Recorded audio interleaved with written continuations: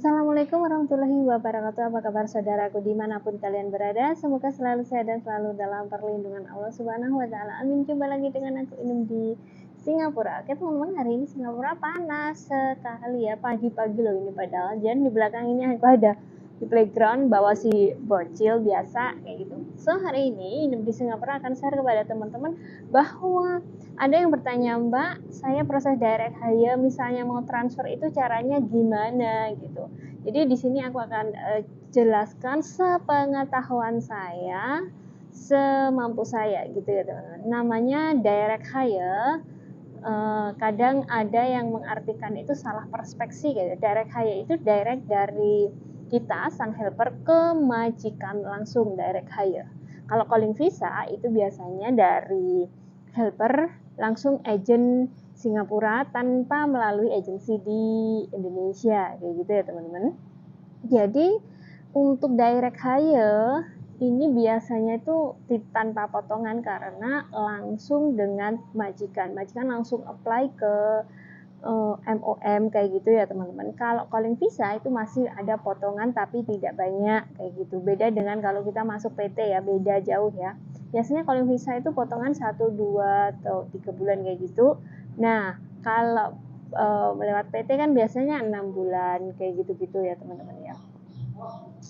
Jadi untuk bagi kalian yang direct hire langsung dengan majikan langsung apply ke MOM kayak gitu, misalnya mau transfer kayak gini, sebelum kalian ada agreement dengan sang majikan, kalian ngomong dulu gitu, membuat perjanjian bahwa kalau suatu saat atau misalnya tanpa kita ini dalam keluarga antara si pihak satu dan pihak dua, pihak satu itu employer, pihak dua adalah si pihak helper kayak gitu.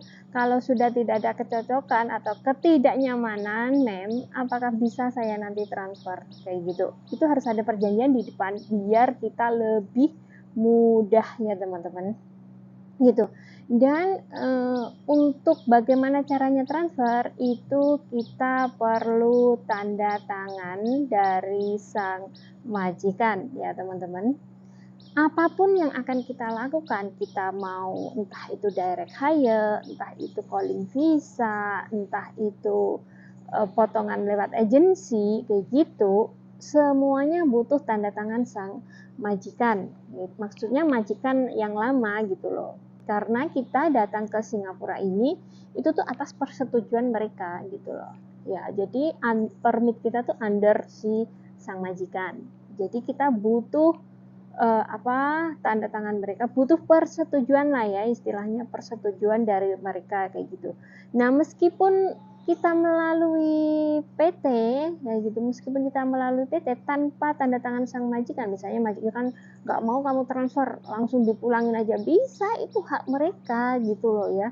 Jadi apapun yang kamu lakukan, mau pindah agensi, mau pindah majikan, mau pulang, itu kalau dapat restu dari sang majikan itu kalian bisa saja ya, semuanya itu bisa diatasi. Jadi untuk mbaknya yang bertanya direct hire gimana mau transfer, yaitu kamu butuh tanda tangan majikan, butuh restu dari majikan, butuh persetujuan dari sang majikan gitu aja. Jadi untuk hal itu aku harapkan kalian membangun relationship yang bagus dengan sang majikan ya teman-teman. Apa sih relationship yang bagus ya, pokoknya membina komunikasi yang bagus, kerja ya otomatis kalau sudah mau transfer berarti kan sudah tidak ada kecocokan dalam hal apapun itu gitu loh. Jadi ya usahakan kalau mau transfer ya dibaik-baikin dulu lah kayak gitu, komunikasinya baik. Misalnya ngomong, maaf ya karena saya tuh sebenarnya senang bekerja dengan mem itu baik sama saya, apapun saya cukup, cuman masalahnya ini mohon bantuannya, saya mau transfer aja kayak gitu. Mungkin mem di sini cari pembantu yang lain itu mungkin lebih baik dari saya, semoga aja, dan begitu pula saya, kayak gitu ya teman-teman ya. Jadi ya bangun relationship yang bagus gitu loh ya.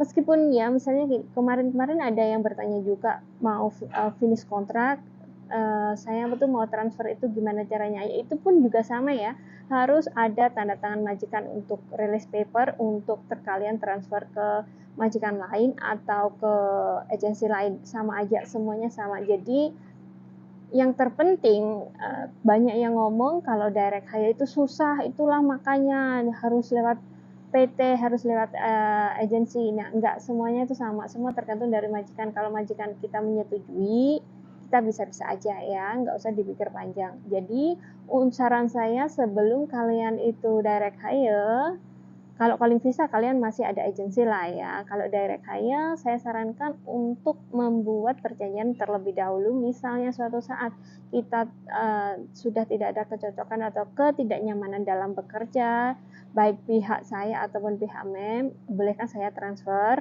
kayak gitu. Ada persetujuan kayak gitu ya. Kalau bisa di hitam di atas putih, ditandatanganin gitu ya teman-teman ya. Jadi semoga informasi atau sharing dari Inem ini itu bermanfaat buat teman-teman semuanya, dan cukup sekian. Wassalamualaikum warahmatullahi wabarakatuh.